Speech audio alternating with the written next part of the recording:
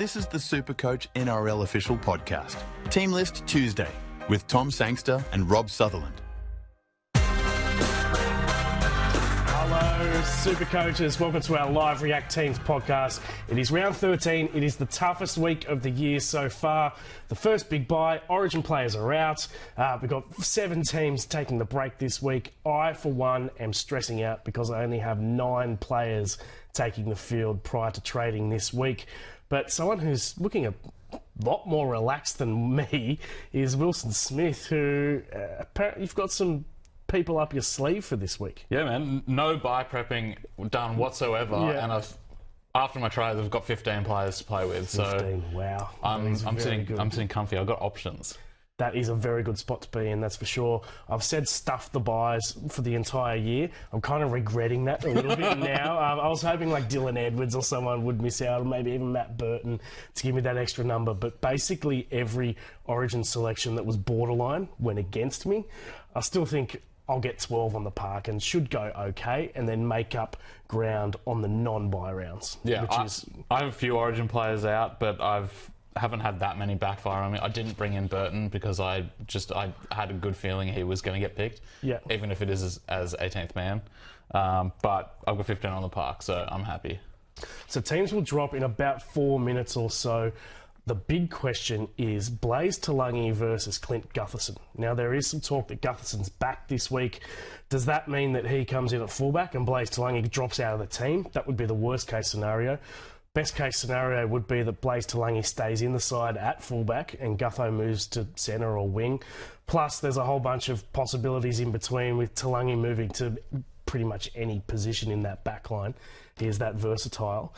Do you own Talangi, and what are you thinking here? I do have Talangi. I'm hoping that the mail around Gutho is a bit premature. I'm hoping Para really ease him into it. They don't have a lot to play for now.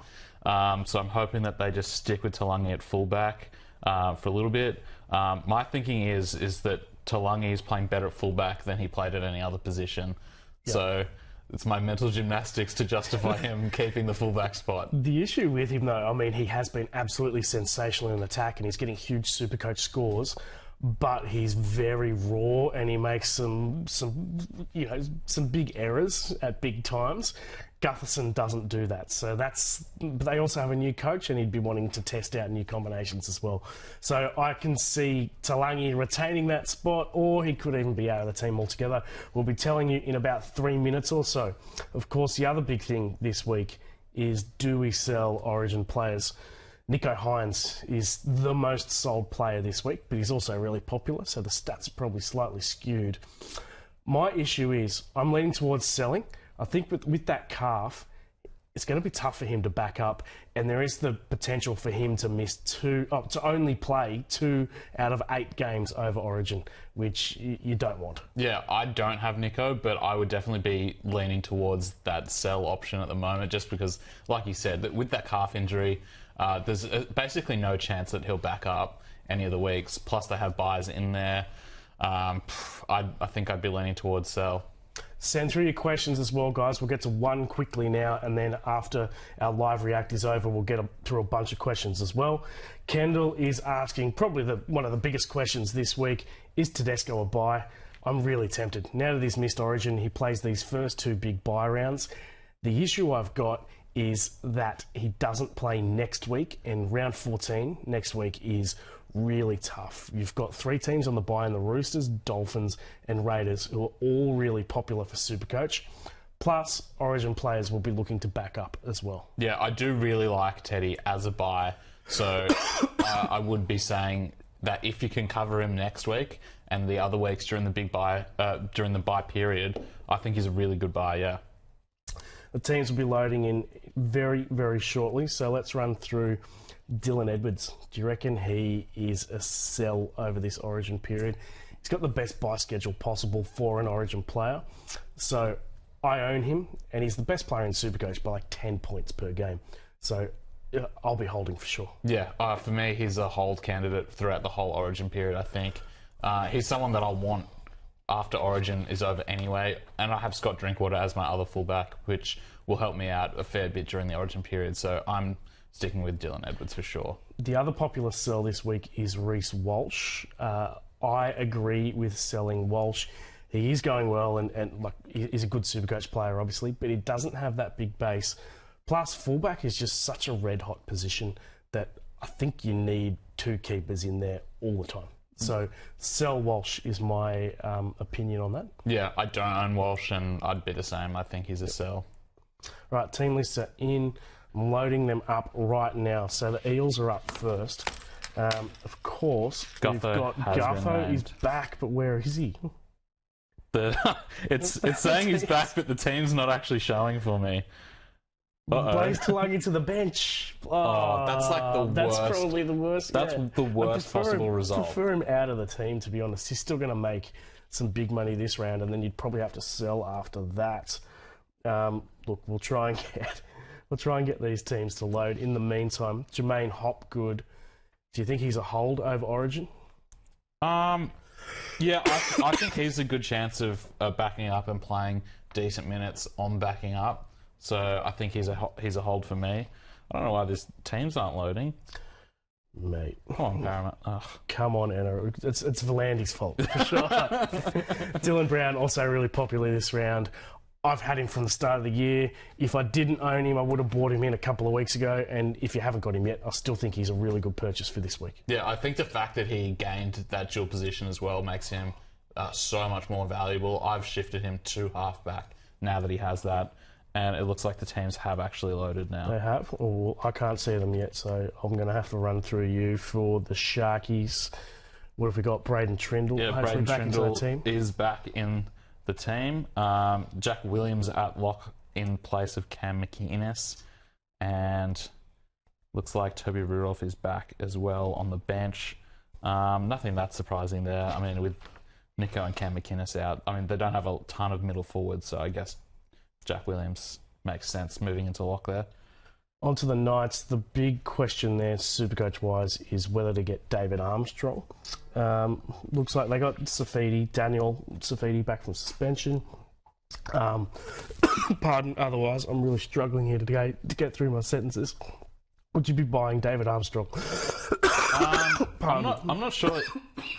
I mean, I can understand some logic to buying him, but I think a lot of Supercoaches have probably missed the boat on a lot of the cash that he's going to make. He is still decent, cover throughout the bye period, but I think there's other options. I would rather be getting in Teddy as long as you can cover him next week.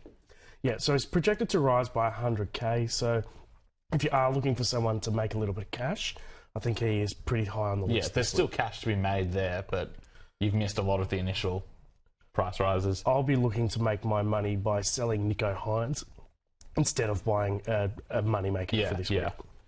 At the Doggies, so obviously no Matt Burton there. Hutchison's into the halves. Yeah, he keeps his spot thanks to Burton being out. And Toby Sexton, who was really good last week, starting there as well. Crichton out. Kiraz moves to centre. Yeah, so and Blake Wilson comes into wing. Is that a blow for Kiraz? I would much prefer him being on the wing and taking all those runs. Yeah. I think a lot of the appeal of Kiraz is the fact that he's been playing on the wing and taking a ton of hit-ups. I think moving to centre, his workload will probably go down a bit. So that's definitely a bit of a negative for him for me. I still think he's a good buy. And obviously, a lot of Supercoaches are relying on Curran, Hughes and Salmon this week, the early season pickups. Who have all been named, I'm assuming. On to the Panthers. Is Jack Cole there? Could be a decent cheapie option. Jack Cole is there. He is there despite the hamstring issue. Yeah, I think there still is some risk there that he could still be a laid out. Just looking at the reserves. So there's still no Brad Schneider on the reserves, so I guess if he is a laid out, it looks like Tyrone Peachy or maybe Isaiah Longy goes to fullback and Dane Laurie goes into 5'8". So they've got some options there to cover Jack Cole if he is out. But yeah, I think he's a decent buy throughout this period with Nathan Cleary out still. Oh no, Brad Schneider's named at halfback. I read that wrong. He is named. Yeah.